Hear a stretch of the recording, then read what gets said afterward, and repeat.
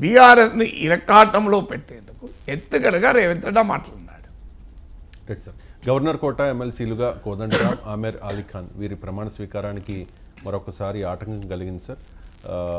So status quo విధించింది high court. ఈ పరిణామాన్ని మీరు ఎలా విశ్లేషిస్తారు? ఏమంటే అది లీగల్ ప్రాసెస్ అండి. అంటే మీరు లాస్ట్ టైము కేసీఆర్ ప్రభుత్వం దాసోహి శ్రవణ్ సత్యనారాయణను ప్రతిపాదించింది. గవర్నర్ కొన్ని అబ్జెక్షన్స్ రేజ్ చేస్తూ దాన్ని రిజెక్ట్ చేశారు. ఆ అబ్జెక్షన్స్లో అనేక అంశాలు అంటే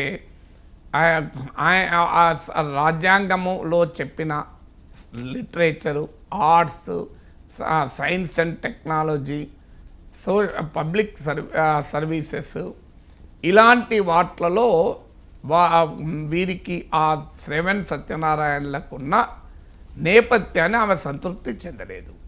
అన్నిటికీ మించి రాజకీయ నేపథ్యం ఉన్న వారిని ప్రతిపాదించకండి అంటూ కూడా ముఖ్యమంత్రికి క్యాబినెట్కి సలహా కూడా ఇచ్చింది గవర్నర్. అలా రాజకీయ నేపథ్యం ఉన్న వారిని మీరు ప్రతిపాదించడం ద్వారా రాజకీయ నేపథ్యం లేని సాహిత్యము, కళలు, శాస్త్ర సాంకేతిక రంగాలు, ప్రజాసేవా రంగాలలో విశేషమైన సేవ చేసిన నిష్ణాతులు తెలంగాణలో అనేక మంది ఉన్నారు. వాళ్లకు కూడా అన్యాయం చేసినట్టు అవుతుంది అని కూడా చెప్పారు. సో చెప్పి వీరికి రాజకీయ నేపథ్యాన్ని ప్రత్యేకంగా ఉటంకించింది.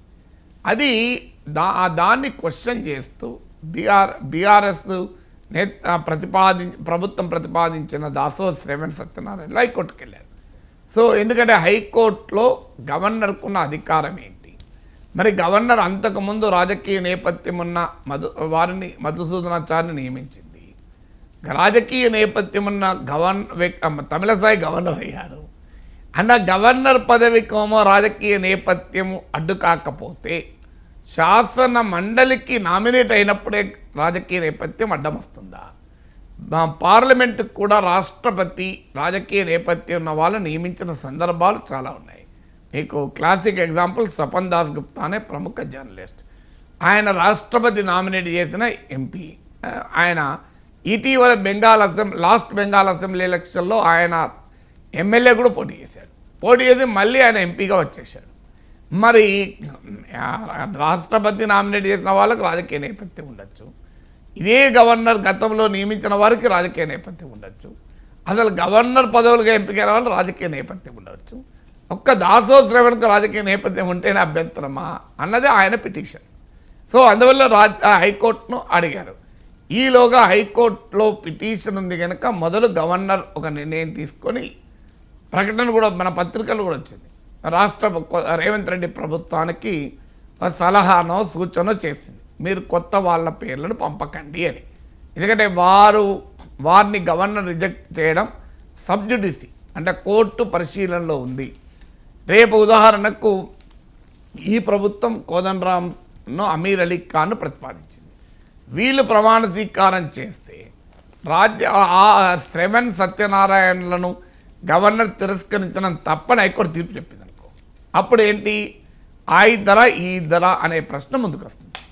అందువల్ల ఇది కోర్టు పరిధిలో ఉంది కనుక నాకు ప్రతిపాదనలే పంపకండి అని గవర్నర్ అన్నట్లు గవర్నర్ చెప్పినట్టు కూడా పత్రికల్లో వచ్చింది. గవర్నర్ రాష్ట్రపతి సలహా ఇచ్చినారు. తర్వాత ఏం మారిందో తెలియదు కానీ గవర్నర్ అంగీకరించారు.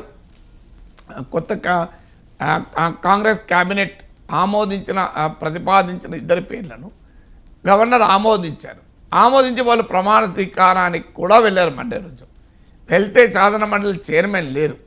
బహుశా కోర్టు స్టే ఇస్తుందని తెలిసే బీఆర్ఎస్ నేపథ్యం ఉన్న చైర్మన్ అందుబాటులో లేడమని అర్థమవుతుంది. సో అందువల్ల ఇవాళ వాస్తవంగా 31st ప్రమాణ స్వీకారం చేయాలి. కోర్టు నిన్న స్టే ఇచ్చింది. ఈ స్టే ఎప్పటి వరకు? ఇంకో 10 రోజులు, 8 days. ఇది త్వరలోనే హైకోర్టు క్లియర్ చేస్తుంది. ఆ తర్వాత హైకోర్టు తీర్పు ఆధారంగా ఈ నామినేషన్ ప్రక్రియ ముందుకు పోతుంది. ఈ వ్యవహారంలో కేసీఆర్ కుట్ర ఉంది అని చెప్పి టీజేఎస్ నాయకులు ఆరోపిస్తూ ఉన్నారు సార్. దానికి సంబంధించి ఆందోళనలు కూడా పిలుపునిచ్చింది ఈరోజు టీజేఎస్. దీనిలో కేసీఆర్ కుట్ర ఏమి ఉంటుంది అంటే? కేసు వేసింది ఎవరండి? బీఆర్ఎస్ నాయకులు. మరి బీఆర్ఎస్ నాయకులు కేసీఆర్ సంబంధం లేదని ఎట్లా అంటారు చెప్పండి? కేసీఆర్ కనుసన్నల్లోనే జరిగిందంటారా? మరి మీ కన్సర్న్లో జరుగుతుంది చెప్పండి. Right sir. సో మీరు అడిగే ప్రశ్న, బీఆర్ఎస్ చేసే పని కేసీఆర్ కన్సర్న్లో జరగకపోతే ఎవరి కన్సర్న్లో? అదే సార్. నాకు చెప్పండి. బట్ ఇక్కడ రాజకీయ నేపథ్యం ఉన్న వాళ్ళని కూడా గతంలో తీసుకున్నారు కాబట్టి మేము ఎందుకు అనర్హులు అని చెప్పి ఏదన్నా కేసు వేశారు సార్. కేసు వేసింది బీఆర్ఎస్. కేసీఆర్ కన్సర్న్లో జరగకుంటే ఎవరి కన్సర్న్లో? కోదండరాంని టార్గెట్ చేయాల్సిన అవసరం కేసీఆర్కి ఏముంటుంది? ఇప్పుడు అందరికీ తెలిసిన విషయమే కదండి, కేసీఆర్ కోదండరాంకు పడదన్న సంగతి తెలియదా? తెలంగాణలో మీరు చిన్నపిల్లాడినే చెప్తారు, అవునా కదా? కేసీఆర్కు కోదండరాంకు పడదు అన్న సంగతి అందరికీ తెలుసు. కోదండరాం ఈ 10 ఏళ్లలో కేసీఆర్కు వ్యతిరేకంగానే రాజకీయాలు చేశాను. చాలా తెలంగాణ ఉద్యమంలో సాధారణంగా పనిచేసిన వారికి కూడా పదవులు వచ్చాయి. తెలంగాణ జేఏసీ చైర్మన్గా ఉన్న కోదండరాం సార్కు కేసీఆర్ ఏ పదవి ఇవ్వలేదు. ఆయన సేవలు ఏ రకంగానూ ఉపయోగించుకోలేదు. ఇది ఇంతకన్నా ఎక్కువ ప్రూఫ్ కావాలండి. కోదండరాం సార్కు కేసీఆర్ గ్యాప్ ఉన్నది ఇది తెలంగాణలో ఎవరికైనా తెలుసు కదా.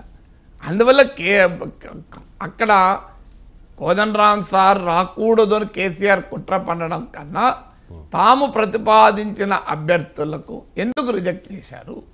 రాజకీయ నేపథ్యం అని చెప్పి దాసోహ శ్రవణ్ రిజెక్ట్ చేశారు. మరి రాజకీయ నేపథ్యమే ఉన్న కోదండరాం సార్ను ఎలా అంగీకరిస్తారు అన్నది వాళ్ళ క్వశ్చన్.